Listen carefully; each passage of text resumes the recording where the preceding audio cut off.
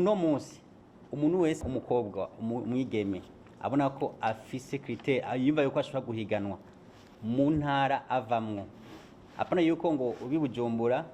uconse Bujumbura ndabozo kwiyandikisha mu ntara uvamwo Bujumbura mugabo wavukiye Bururi uzakwandikisha Bururi ko no kwiyandikisha tuzoraba aho wavukiye dushaka kira ntara yose izo bifise uwiserukira amakritère twafatiye ko nuko ubwa mbere umuntu aza kwiyandikisha aba ari umurundikazi abafise nationalité burundaise ica kabiri nuko aba ari umuselibatère ica gatatu nuko nubwo bari umuselibatère nuko aba atamwana afise hari abige musanga bafise abana abo onye ndushobora kubakira ikindi ca kane nuko aba afise imyaka iri hagati ya 18 na 25 ica gatanu nuko aba ari muri université ica gatandatu nuko aba afise kuva ku metero 1m65 kuduga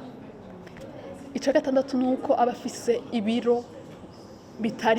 bitangana na 65 kg ntarenza 65 kg ego ayo niyo makritère ubu unye turiko turakorerako hanyuma umurongo baza kwiyandikishirizako ni page yacu ya Facebook akaba ari Miss Burundi event.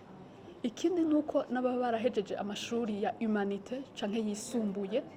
baza kwiyandikisha nubwo bataragera muri université canke kirindiriye.